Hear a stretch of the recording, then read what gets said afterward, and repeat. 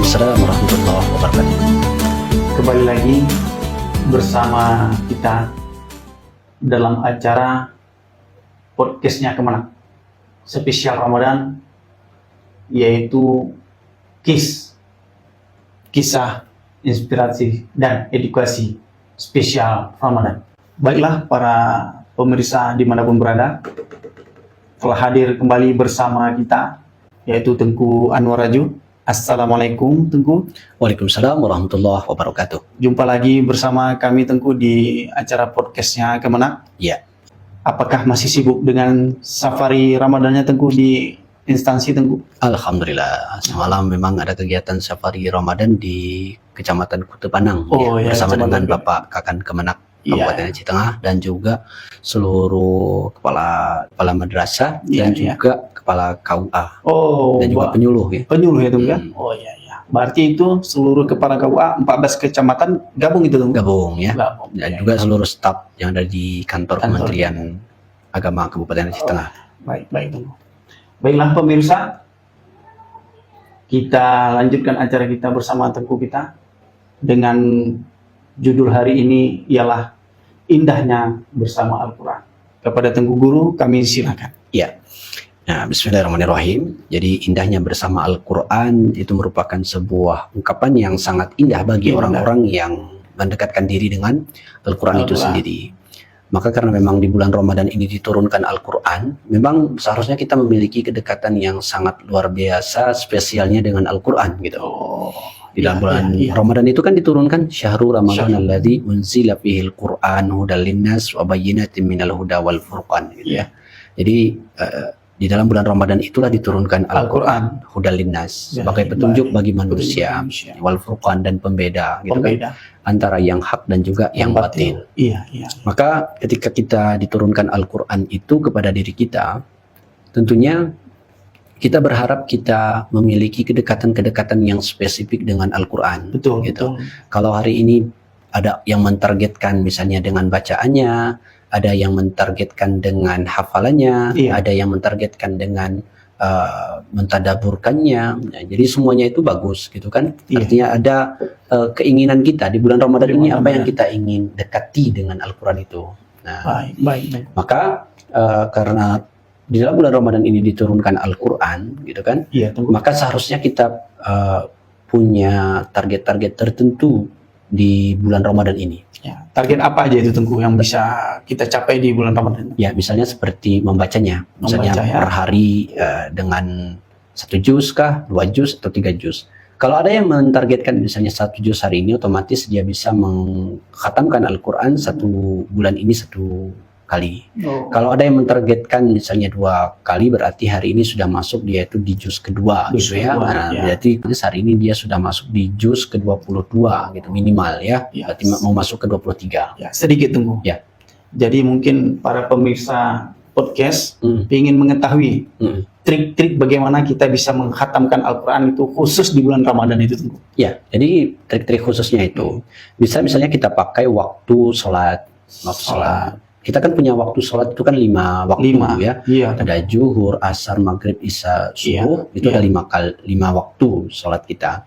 Maka bagi kita yang ingin mengkhatamkan Al-Quran, Iya. bisa dia itu misalnya 2 lembar, 2 lembar itu 2 berarti halaman. 4 halaman. Oh, 2 lembar 4 halaman. 4 Oh iya. halaman ya. Jadi 4 Baik, halaman, baik. 1 sholat. Gitu ya. Oh, satu Nah, setiap waktu sholat. Waktu sholat. Misalnya 2 lembar gitu kan. Hmm. 2 lembar Sama dengan ya 2 lembar itu 1 waktu sholat. iya. Kemudian berarti kan jumlah waktu sholat kita itu kan 5. 2 kali 5 10. 10. Nah, jadi kalau 2 kali 5 10 itu berarti kita sudah bisa mengkhatamkan Al-Quran itu 1 juz. Nah, gitu ya. 1 juz 1 juz sehari. Oh, sehari. Karena itu kan jumlah halamannya itu kan ada 20 halaman. 20 halaman gitu kan, 20 halaman atau 10 lembar gitu. Iya. 10 lembar. Iya.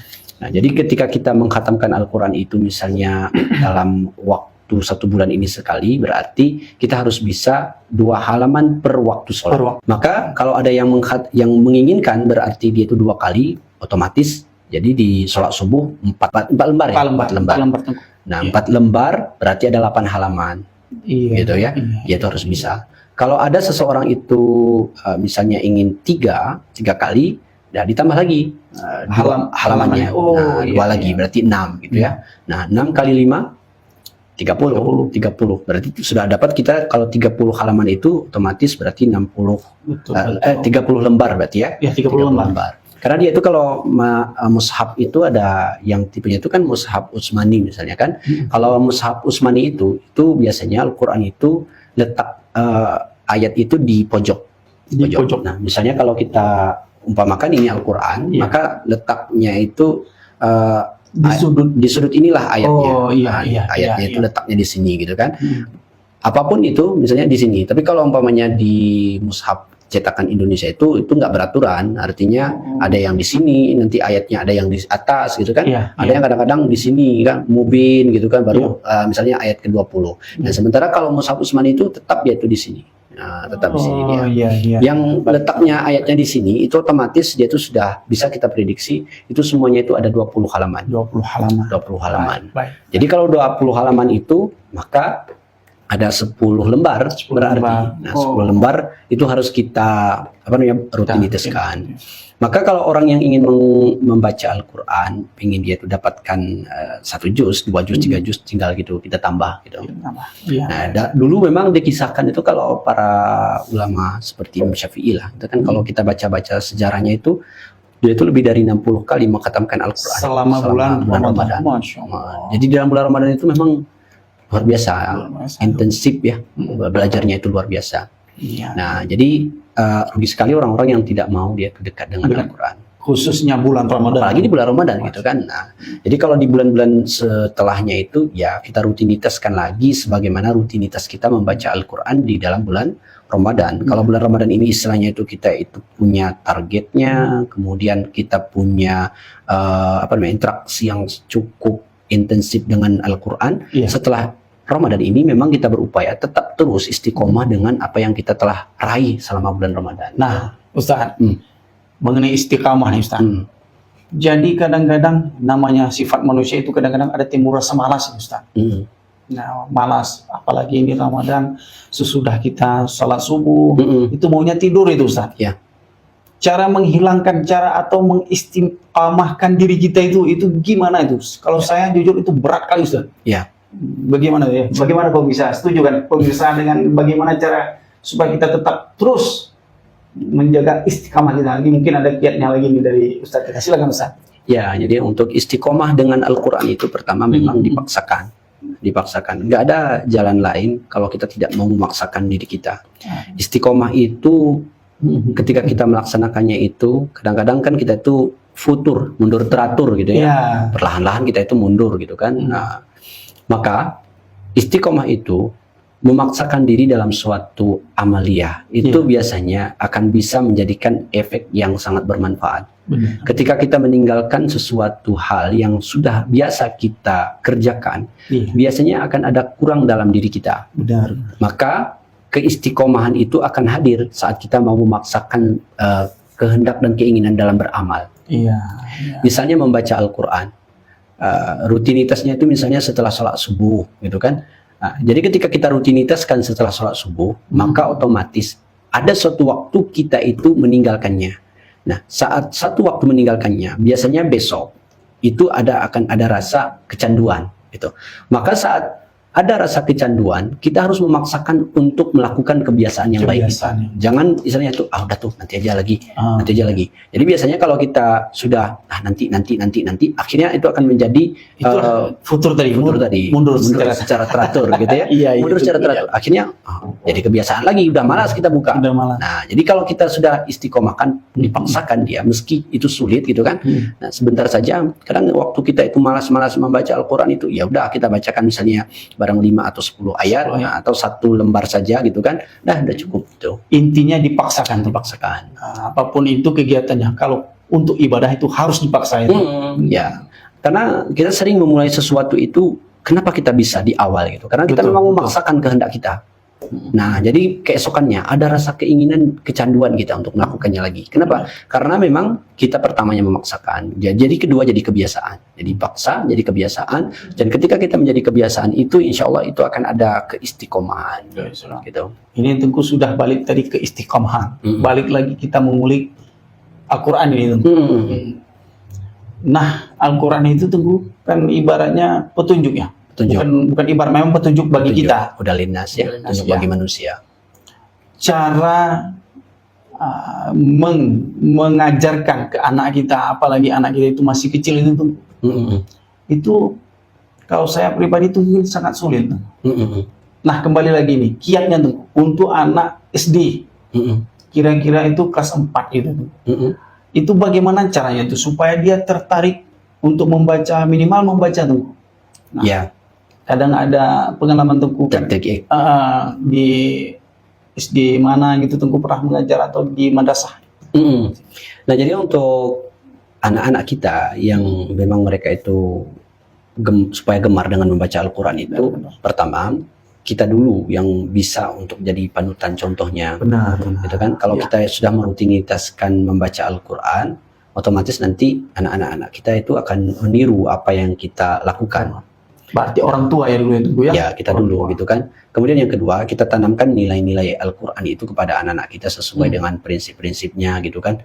Nah, jadi ketika anak kita misalnya ada perkara-perkara yang salah, maka kemudian kita sampaikan, nah itu tidak boleh gitu kan. Dalam Al-Quran seperti ini gitu. Nah, kemudian berikutnya kita tanamkan nilai-nilai kecintaan dengan Al-Quran itu. Artinya memang Al-Quran itu jadi imam betul-betul untuk diri kita gitu kan, petunjuk tadi gitu kan. Nah, jadi ketika anak-anak kita sudah melekat nilai-nilai Al-Quran, kita tanamkan, ya insya Allah mereka itu akan gemar untuk dengan Al-Quran. Maka yang dilihatnya itu misalnya ayahnya, ibunya sudah memegang Al-Quran gitu kan, otomatis nanti dia pun melihat, oh ini yang dilakukan oleh orang tua saya. Kemudian yang kedua, kita bacakan Al-Quran, kita tasbihkan, kita perdengarkan kepada dirinya supaya dia itu mencintai Al-Quran, dengarkan terus Al-Quran. Kadang-kadang kita malas untuk membukakan, yaitu Al-Quran itu bersifat MP3 lah gitu kan. Iya. Nah, jadi Al-Quran itu bisa diperdengarkan kepada anak-anak kita. Kita perdengarkan Al-Quran. Kemudian yang keempat gitu, kita sampaikan kepada anak kita itu tentang manfaat-manfaat tentang kedekatan dengan Al-Quran. Iya. Membaca apakah pahalanya, atau mungkin kita sampaikan dengan keuntungan dan kegunaannya dan lain sebagainya. Atau kita yang keenam, kita bisa kisah-kisah di dalam Al-Quran gitu. Apakah misalnya kisah Nabi Yunus, gitu kan, Nabi Hud, kemudian Jalut, Tolut gitu kan. Kemudian kisah-kisah Nabi Musa. Jadi misalnya tongkat yang bisa menjadi ular, itu kan menarik gitu kan. Nah, jadi kenapa kita ini tidak bisa untuk menyampaikan hal-hal yang demikian, karena memang kita yang belum bisa mengintensifkan dengan Al-Quran. Iya. Nah, jadi ketika kita memang berencana untuk menanamkan nilai-nilai Al-Quran kepada hati anak-anak kita, benar, maka kita bisa berkisah-kisah tentang kisah-kisah Al-Quran itu sendiri gitu, tentang keagungan-keagungan, atau mungkin bisa kita sampaikan dengan kisah-kisah misalnya entah Ashabul Kahfi gitu kan. Nah, itu kan menarik gitu, kisah Ashabul Kahfi, atau keindahan surga dan neraka, terjadinya hari kiamat. Ini yang mungkin kita jarang mengkisahkan kepada anak-anak, sehingga mereka jauh dari Al-Quran. Betul. Jadi kita berupaya memang menanamkan nilai Al-Quran itu dalam dada kita, dalam hati anak-anak kita gitu, supaya tumbuh rasa cintanya itu, ya kita sampaikan. Ini bukan dongeng. Zaman sekarang ini anak-anak tuh zamannya gadget ini. Iya, betul. Zaman main game itulah kadang-kadang sulit bagi kita untuk menerapkannya itu, Mbak. Kadang-kadang kalah kita sama mereka ini. Ya, bisa kita buatkan misalnya jadwal rutin kita dengan Al-Quran. Apakah misalnya ba'da maghrib, gitu kan, atau setelah sholat subuh. Jadi kita buatkan jadwal. Kalau sekiranya kita sebagai kepala sekolah, guru, atau mungkin kita sebagai ayah yang bukan guru. Nah, sebenarnya kita itu peluang itu memang sangat besar, tapi kita memang anggap itu sesuatu yang remeh, yang sepele ya. Yang sepele. Betul. Contohnya misalnya dengan membuat program gitu kan. Nah, nggak ada, kita lihat masih kan, ada orang tua yang membuat program roster di rumahnya. Sementara di sekolah dia bagian kurikulum, membuat rosternya itu udah kan 500 murid dia bisa buat roster. Masa ke keluarga tidak bisa itu ya? Ya, jadi di rumah, tapi kita lalai gitu kan. Akhirnya anak-anak tuh udahlah, karena memang pekerjaan kami lelah, capek, begini. Sebenarnya itu bukan alasan ya. Tapi kalau kita rutinitaskan anak-anak kita dengan membaca Al-Quran, gitu kan? Iya. Artinya kita buatkan target-targetnya. Benar. Ya, ini misalnya jam-jam sekian, nggak ada buka TV, nggak ada pegang apapun. Kita pun harus seperti itu memang. Benar. Kan? Nah, jadi itu secara teori memang harus kita sampaikan, dan lalai memang kita tentang hal-hal yang demikian. Kembali lagi Tengku bersama indahnya bersama Al-Quran ini. Ini judulnya pun sangat mendalam ini kalau saya. Ya. Itu sebenarnya bagaimana itu Al-Quran itu tuh? Ya. Coba Ustadz terangkan Al-Quran itu apa sih sebenarnya itu? Ya. Kenapa jauh sekarang dari kita? Kita yang sudah dewasa ini majen kena cuma gaya ini gitu juga. Sesegar miwa kaji. Ya. Tak pernah lagi untuk mengkaji atau menguliknya di apa itu. Apa sebenarnya itu? Silakan Teguh. Nah, jadi Al-Quran itu merupakan firman Allah yang diturunkan melalui malaikat Jibril kepada Rasulullah Sallallahu Alaihi Wasallam, yang kemudian dibacanya itu mendapatkan pahala, dan setiap hurufnya bahkan itu mendapatkan pahala bagi orang-orang pembacanya.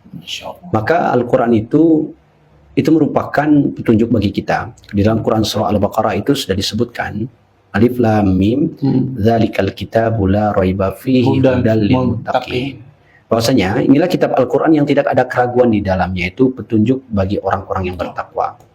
Nah, jadi petunjuk, kata-kata petunjuk itu berarti memang sesuatu yang mengarahkan seseorang supaya dia itu menuju pada Allah Subhanahu wa Ta'ala. Nah, jadi petunjuk. Kalau kita ingin berjalan ke Baitur Rahman, kita yang tidak pernah pergi ke sana, otomatis kita mencari petunjuk jalan, gitu kan. Ketika kita tidak ada lagi arah tujuan gitu kan, kita tanya sama orang lain, itulah petunjuk gitu kan. Maka ketika kita ingin menuju kepada Rob pencipta kita, maka kita tanyakan kepada Al-Quran, Nah, jalan-jalan yang telah ditempuh itu melalui orang-orang terdahulu, para nabi, syuhada, siddiqin, dan salihin itu, mereka itu ya berpegang itu pada Al-Quranul Karim. Maka itu yang pertama, indahnya Al-Quran itu memang sebagai petunjuk manusia. Nah, saya sering menyampaikan gini, Ustaz ya, kalau umpamanya kita itu ada masalah, coba tuh sandarkan kepada Al-Quran. Misal contoh, saat kita itu sedang ditimpakan musibah. Cari ayat-ayat tentang musibah di dalam Al-Quran, itu bisa menenangkan jiwa kita. Saat kita itu ditimpa ujian-ujian yang berat kita rasakan, nah, baca Quran surah yang lain gitu. Apakah misalnya la yukallifullahu nafsan illa wus'aha laha ma kasabat wa 'alaiha maktasabat. Iya. Kemudian saat kita itu banyak khilaf, salah, kemudian bagaimana caranya? Wasari'u ila magfiratin min rabbikum wa jannatin arduha samawati wal ardh uiddat lil muttaqin. Misalnya seperti itu. Artinya, setiap problematika kita itu disandarkan dengan masalah-masalah yang ada dalam Al-Quran. Kalau sekiranya kita dihubungkan, orang tua kita wafat, meninggal dunia, ya kemudian berbicara masalah warisan, maka kita buka tentang ayat-ayat tentang warisan. Kalau sekiranya masalah perselisihan, yang kita buka ayat-ayat tentang perselisihan, semua ada di situ. Ya, semuanya ada di situ gitu kan. Umpamanya tentang hutang piutang, ternyata ada ayatnya. Jadi hutang piutang, riba, kemudian waris, fitnah, itu semuanya ada. Artinya ayat-ayat yang berkenaan dengan kehidupan kita itu, keseharian kita itu, saya ada ini nih masalahnya. Oke, dibuka di dalam Al-Quran. Sekarang ini nggak susah lagi. Kalau dulu misalnya kita buka harus Fathur Rahman.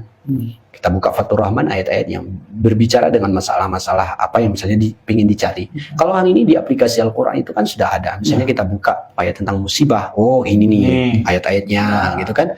Tentang bersyukur, ini ayatnya. Tentang pendidikan, ini ayatnya gitu. Artinya semuanya itu ada di dalam Al-Quran. Tentang surga nih, keindahan surga nih gitu kan. Nah, maka dikaji semuanya itu. Maka keindahan Al-Quran yang pertama itu dia itu sebagai petunjuk bagi manusia. Kemudian keindahan Al-Qurannya berikutnya, orang-orang yang mendekatkan diri dengan Al-Quran, mereka itu kelak akan mendapatkan syafaat dari baginda Nabi Sallallahu Alaihi Wasallam.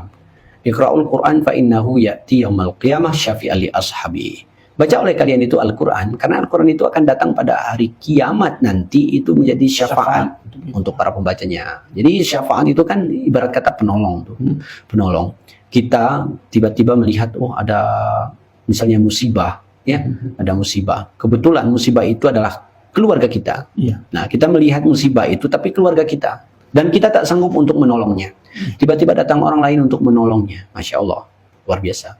Atau mungkin saat kita ada sesuatu hal yang saat itu buntu, kita tidak bisa lagi untuk menyelesaikannya. Tiba-tiba ada orang yang memberikan pertolongan, ya gitu ya. Maka itu luar biasa. Misalnya lagi saat kita berjalan, tiba-tiba gempes ban mobil kita. Saat gempes ban mobil kita, kemudian dongkrak nggak ada, dongkrak nggak ada, semuanya nggak ada gitu kan. Tiba-tiba datang orang menawarkan, bang, ban saya ini aja, pakaikan bang. Ini ada dongkraknya pun ini. Bayangkan tuh ya, itu pertolongan yang sangat luar biasa. Kelak itu Al-Quran itu juga akan memberikan syafaat seperti itu. Bahkan lebih dari yang pertolongan manusia gitu kan.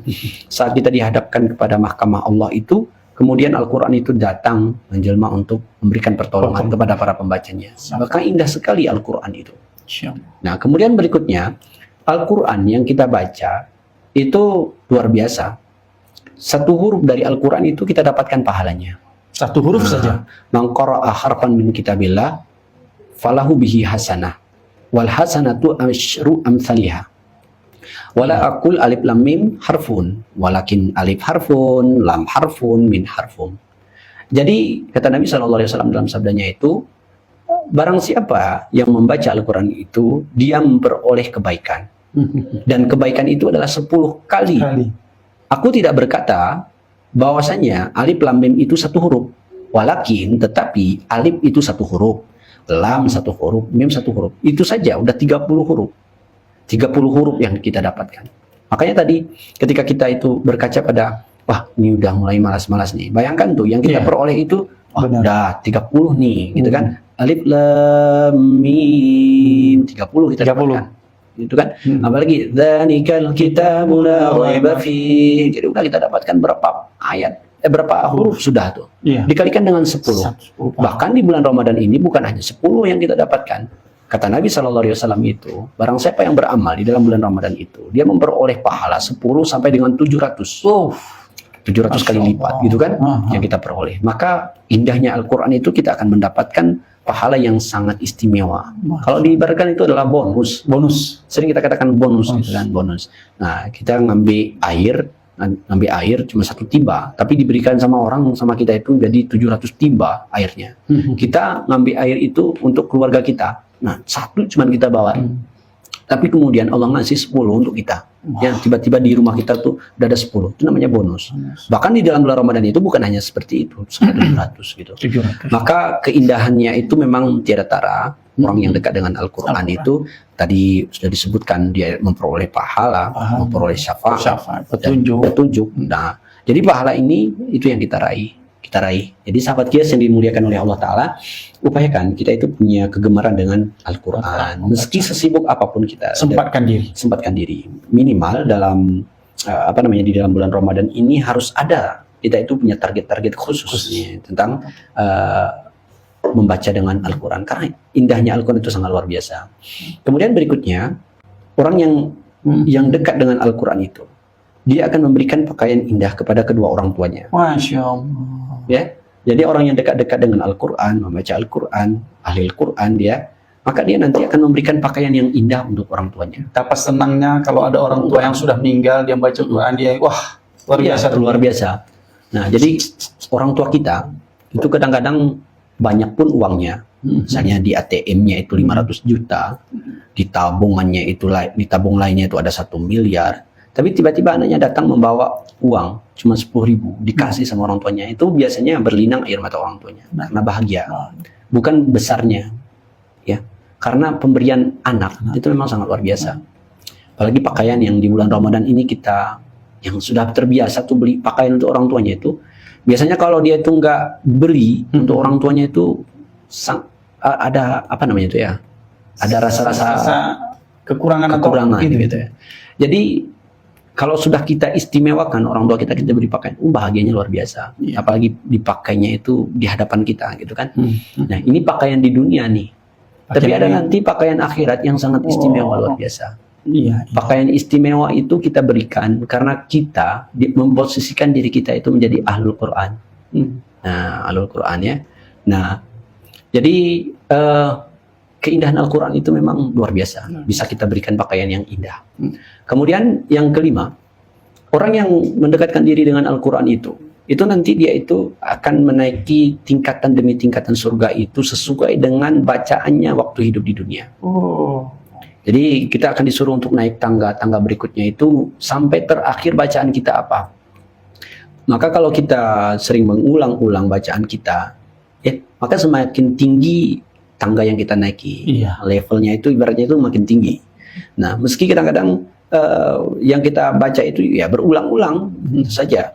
Maka orang-orang yang merutinitaskan, mereka itu akan diperintahkan untuk menaiki tangga-tangga berikutnya gitu di hadapan Allah Subhanahu wa taala. Bahkan kemudian yang keenam itu adalah kita bisa menolong orang tua kita, memberikan pertolongan nih. Orang-orang yang dekat dengan Al-Qur'an itu bisa memberikan pertolongan kepada orang tuanya.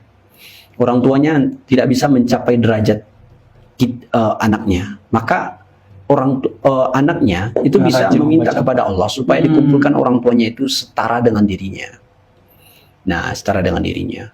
Maka rutinitas dengan Al-Quran itu memang luar biasa, gitu, keindahannya. Ya.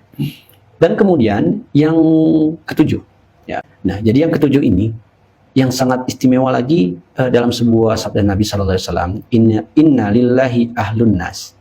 Sesungguhnya Allah itu memiliki keluarga di antara manusia.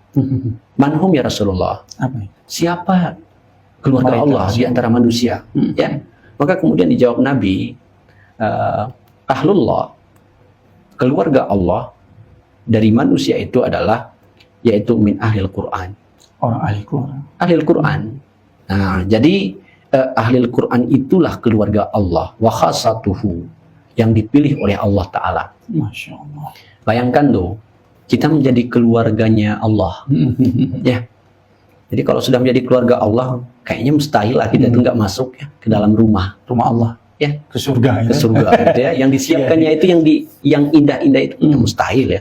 Nah, jadi sesungguhnya Allah itu memiliki keluarga di antara manusia. Ditanya oleh para sahabat, siapa di antara mereka itu ya Rasulullah?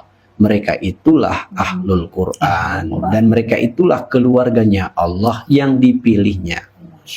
Nah, jadi luar biasa tuh. Kalau kita itu punya keluarga, misalnya keluarga bupati, pejabat lah gitu kan, presiden, bangkanya luar biasa gitu. Saat kita masuk tak perlu ada pengawalan, disuruh masuk gitu kan, mau kita itu free, bebas ya, tanpa pemeriksaan. Pasti kita tanpa pemeriksaan gitu ya. Itu namanya keluarga. Nah, maka kemudian bayangkan kalau kita itu adalah keluarga Allah gitu ya. Waduh, yang pemeriksaannya itu lebih ketat dari pemeriksaan yang ada di dunia. Iya. Ya. Nah, di dunia ini kan paling 2-3 orang yang memeriksa. Tapi kalau di sana itu ribuan malaikat itu yang memeriksa. Tapi orang-orang yang memiliki keluarga menjadi keluarga Allah itu, maka mereka itu artinya apa namanya tuh? Memiliki keleluasan menjadi keluarganya Allah itu sangat istimewa. Maka kalau kita ingin menjadi keluarganya Allah, maka kita itu harus punya tahlil Quran. Ya, tahlil Quran itu punya hubungan dengan Al-Quran. Punya hubungan dengan Al-Quran. Nah, jadi upayakan rutinitaskan dengan Al-Quran itu. Jadi kalau kita sehari itu nggak ada dengan Al-Quran, rugi rasanya kita itu gitu ya. Maka sahabat Qiyas yang dimuliakan oleh Allah Ta'ala, beruntung sekali orang-orang yang punya kedekatan dengan Al-Quran itu.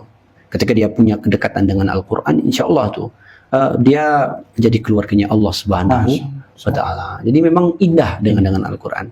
Dan kemudian memang di samping Al-Quran itu sebagai apa namanya tuh ya, petunjuk tadi, kemudian menjadi keluarganya Allah dan lain sebagainya, tentu saja banyak sekali Al-Quran itu menjelaskan itu, misalnya seperti syifa ya, obat, penawar gitu kan. Jadi wa nunazzilu minal Qur'an ma huwa syifa wa rahmatuhu lil mu'minin gitu kan.